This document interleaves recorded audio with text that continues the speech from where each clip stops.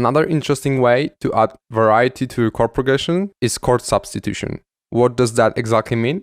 Basically, the whole concept is about exchanging one chord, for example C major, with a chord which has a similar notes to it.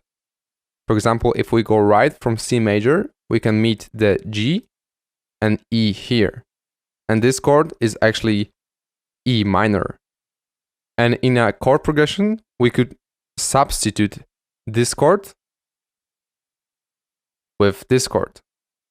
They can sound almost the same, but it will add crucial variety to chord progressions. And actually there's a code for that. So let's take a look at it.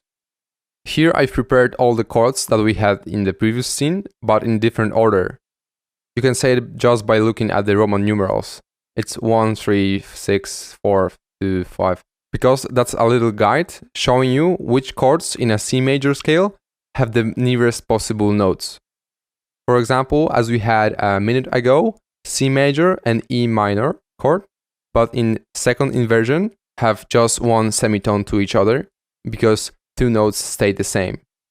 Also with C major and A minor, also they differ only with G and A. So there's a whole tone between them because E and C stay the same. And this is going on and on till we get a full circle. And keep in mind that it's not any type of code that you should follow when making a substitution chords. For example, if in your chord progression C major is better substituted with A minor than with E minor, just go with it.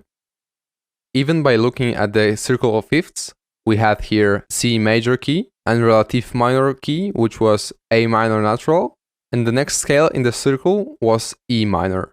And you can actually see that this C major, A minor and E minor is the same as we had here, C major, A minor and E minor. Both of them differ only with one note from C major. And we actually could go on and on. As you know by now, scales are relative concepts. So if we were in the G scale, the nearest possible chords to a G major would be E minor and B minor. And we could go like this triangle through all the circle. And even if this sounds super overwhelming, this is really fun to discover and play with the whole harmony concepts.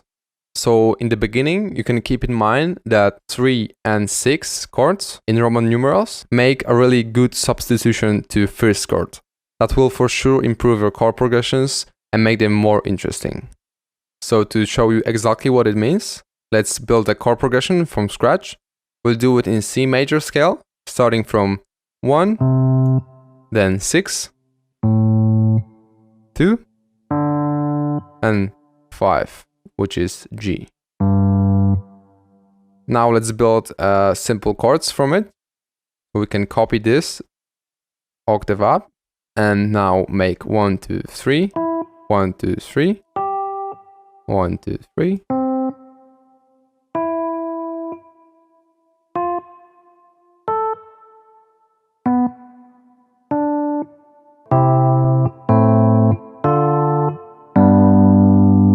We'd like to make, of course, 2 sequences of 4 bars. So let's duplicate it here. And now in order not to repeat the same chord here, we could substitute the first chord, for example, here. So this is a C major chord, as we had here. So we can substitute it with third chord, which is E minor. So let's do it. What we need to do is actually take the C note to B. Now we got the E minor chord, but in second inversion, because we have E in the middle. And the last thing in the substitution process is to take the bass note up to E to make it the E minor chord. Let's hear it now.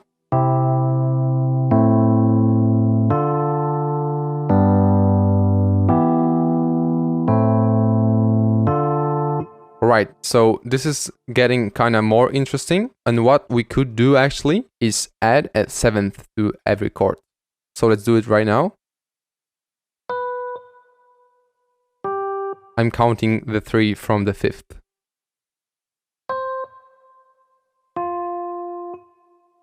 Okay, so now we can copy it. And now the 7th in the E chord is actually D. So we need to go up here instead of B. Let's hear it now.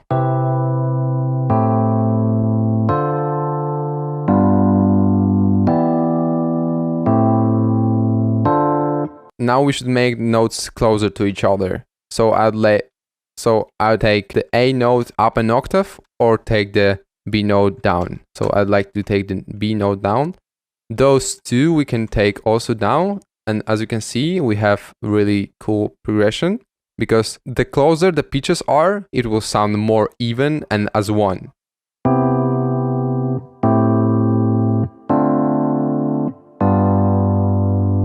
Right? We can maybe take this G up here. So we have cool progression here, G, F, G.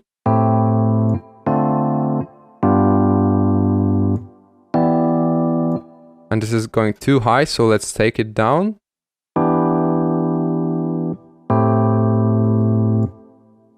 Those two as well. Now we could actually add 9th or 2nd to every chord, as we did in the added tone chord section. So for example, it will look like this. 2nd here. Then we had an A minor, so we take the B here.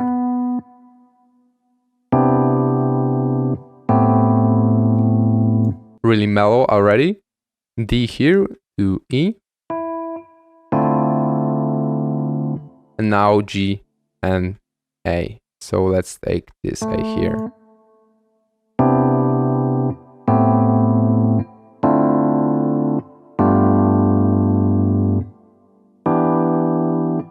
So this example was more happy than sad because we have this chord exchanged with this chord.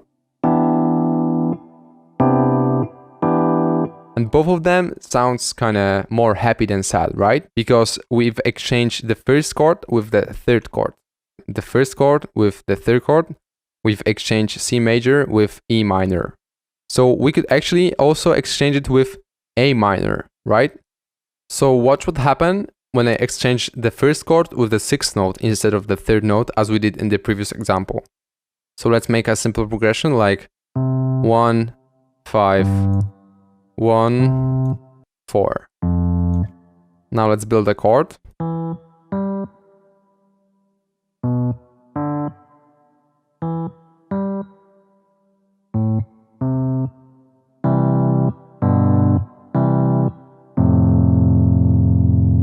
We want to exchange this chord with A minor instead of C major because A minor has 2 notes, which is C and E, the same as the C major. So we need to get rid of this G and take it to A. Now we have an A minor chord with 2 notes from a C major. So this is a substitution chord.